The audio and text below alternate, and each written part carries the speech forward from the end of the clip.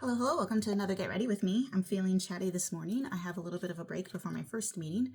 I've just been up doing schoolwork. I need to shake that. Reminder to shake that. I would have started actually earlier doing my makeup, but there was a giant spider, and I'm not a fan of spiders. I know wolf spiders are very good for the environment. Allegedly, all spiders are. But this one was very large and in my house, so it had to go. The entire floor was moving. It was a big spider. And I texted my husband and he's like, I'm surprised the dog didn't get it. And I'm like, our dog is scared of everything. He's currently hiding underneath our bed. And I'm like, yeah, he was probably scared of that spider too. I'm like, that explains a lot. It's like, I got married specifically so I did not have to kill my own spiders. I feel like he is not fulfilling his marital obligations as a spouse. Right? Like, women got to do certain things in the marriage, men's got to do certain things in the marriage. Killing spiders is what I call for. Locking doors at night and killing spiders. So if I'm doing either of those two things, I'd say I wouldn't make him dinner, but I don't make him dinner anymore either. So I don't know if I have any like playing cards in this debate. Fortunately, my husband is a clean guy, because if he were like one of those kind of like bachelor slobs that I had to always clean up after, I would not be happy about that. So this was definitely not his fault. This was the spider's fault. The spider was lost and in the wrong location. So I will absolutely blame the spider. You know, I don't know how big their brains are. Spider brains can't be that big. So if a spider's in my house, I will absolutely blame the spider and not my husband. It does remind me I need to clean the kids' rooms, because I don't even let them have food and drink upstairs, but like they'll still get bugs and stuff if you don't ever clean up after them. It's kind of weird, honestly. It's like, what are they after? What are they eating? Like, why are these ants so interested in construction paper? Like, what's going on? But anyway, that was just this morning's temporary divergence. What I actually was going to focus on was like something I actually got asked this like 2 or 3 years ago by one of my subordinates. And he was just like, why do we have to get up so early in the military? And by the way, I mean, it's not like his hours were really early. It was only like 7:30, which is very average across the military. Like, my current unit is 7. We have to report in a little bit earlier than typical business hours, which might be like 8 to 5 or 9 to 5 or whatever. And, you know, the answer I gave was like really specific for his situation, but I was thinking for like people who don't know a lot about like the inside life of the military, like, why are the hours offset early? You know, wouldn't it make more sense to have the same hours as the rest of the civilian population? And I will caveat it by say yes, we do. When we need to work with counterparts, we'll match their hours. Like, that's just common sense. That's what we do when we need to do it. For those agencies who do that, that's normal. For civilians in military structures, you know, you typically work normal business hours. That's pretty well established. But obviously for a lot of the like main occupations or just more common hours in the military, they are typically earlier, such as 7 or 7:30. And, you know, why is that? And ostensibly, it's to build good order and discipline. But I don't know if there's any actual studies or metrics that show that the earlier you get, the more disciplined you are. I would argue that it's the people who are more disciplined to begin with who get up earlier than vice versa, which it's just a very, very interesting concept to me. I think there's a huge argument to be made for that. That being said, I am aware of a lot of leadership best practices that talk about the effect and the impact on your life getting up earlier. You know, there's a general who said, like, make your bed make your bed at the beginning of the day.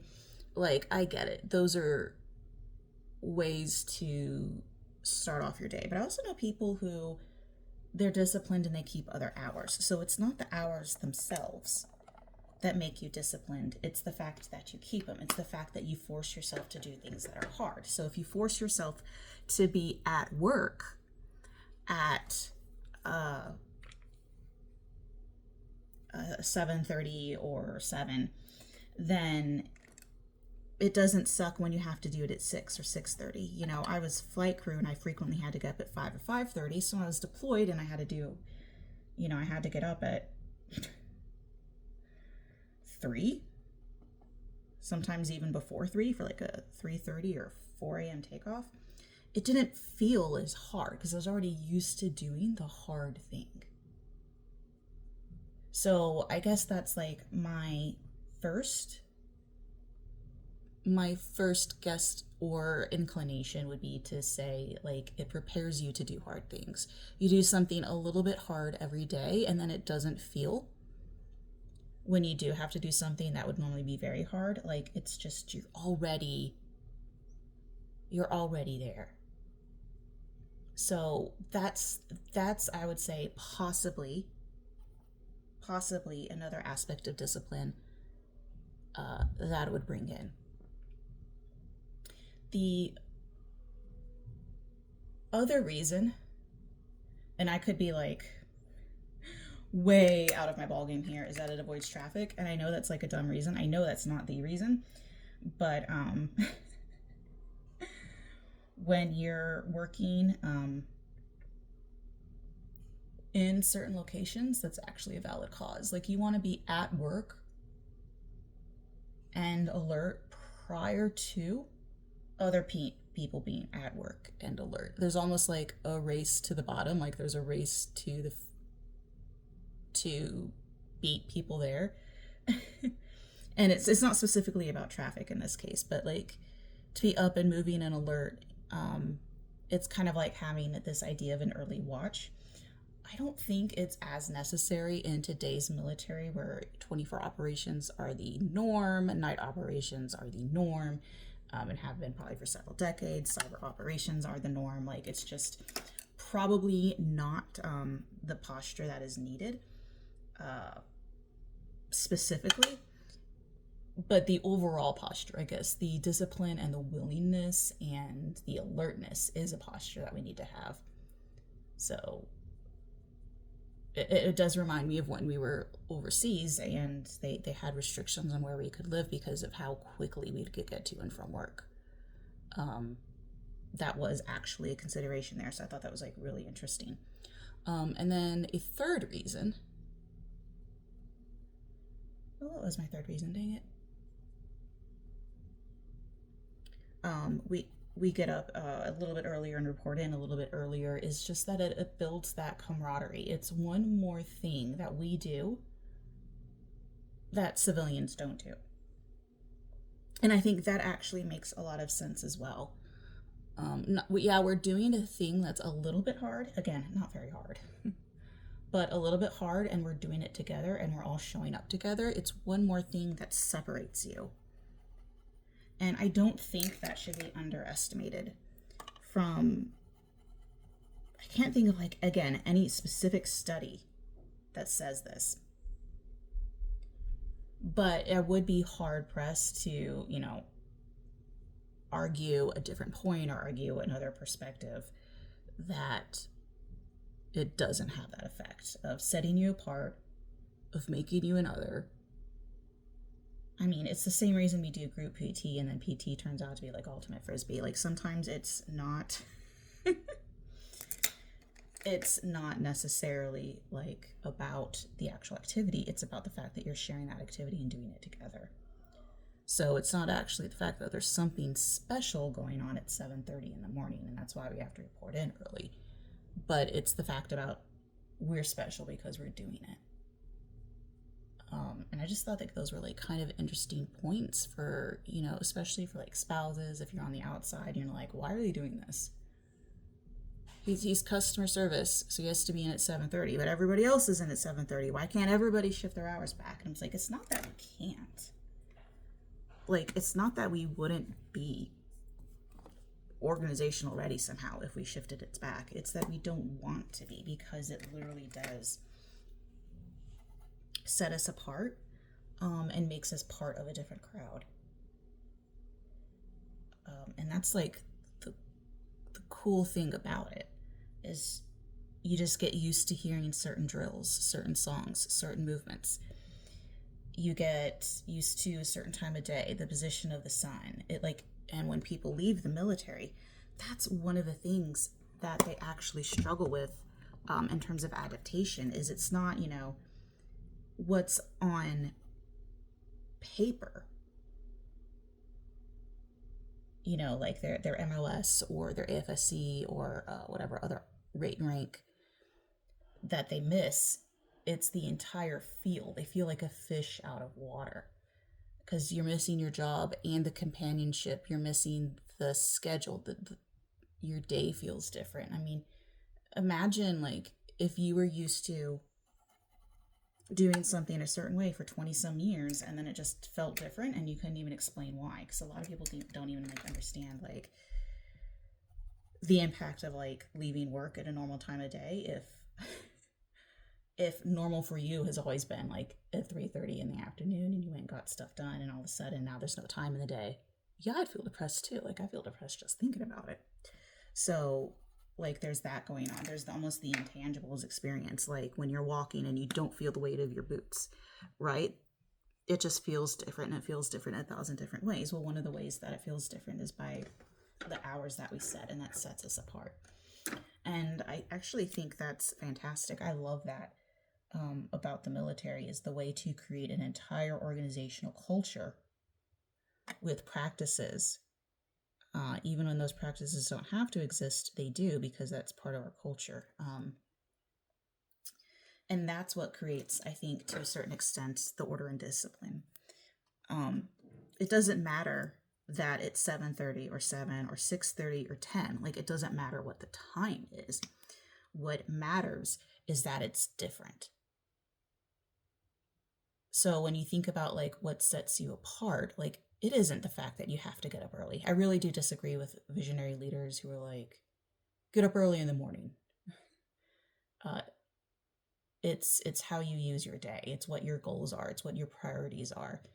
Like, I'm trying to take care of my body, but people say get up early in the morning and hit the gym. I'm like, I can't do that. I go at lunch, and that's what works for me. And that doesn't mean my goals are less ambitious. That just means that I figured out a way for them to take care of me. I figured out a routine that makes me. I figured out a routine that makes me better. So that's kind of like my takeaway is like, right, there's nothing magical about the number of 7 or 7:30. It's not the time. Although there are justifications for that time, like I said, travel time, airfare, for people who have to fly in over weekends. Like, it does actually make sense to have an earlier show time so people can like leave and get home. There are actually pragmatic reasons, but the number itself isn't magical. That's not what makes the military the military. What makes the military is the fact that we're all coming in to do that number at that time, to do the mission, and we're all doing it together. And that's what sets us apart, because it is a closed group, and that is one of the things that we've adopted that sets us apart. So yeah, there's good order and discipline behind it. There's military readiness behind it. But my personal theory is that that's not nearly as important as the fact that we do it together. That unit cohesion morale is the most important element of it. But that's my 2 cents. That's not necessarily the reflection of, anybody in charge of actual decision making within the Air Force. It is way more likely a vestige of older readiness reporting procedures that we had back when we were part of the Army Air Corps. And the Army, for whatever reason, based on their timelines, I don't know if it goes back to, pre-trench warfare. I don't know how back it goes. how far back in military history you need to go to determine why we got up early. But I think that's why we continue to do it now. And I think that's really cool. I think that makes it really special. And I don't really particularly care to get up at 5:30 in the morning, but I do care to get to where I'm going and to get my job done. So I enjoy that. But anyway, let me know what you think. Maybe if that answered any questions you have, because like I know sometimes it's asked, sometimes it's not asked. Like, it just depends on who you are, but I'd love to know what you think. I forgot to do blush. Well, I did one blush. That'll have to be enough for today, because I do have to get going. But anyway, thanks for listening. I just like talking, figuring things out, working in my head. That was actually my shower thought this morning. While I was in the shower, I was coming up with like answers to that. But thank you for watching. Thank you for listening. And just remember, no matter what you look like, beauty is on the inside. Bye.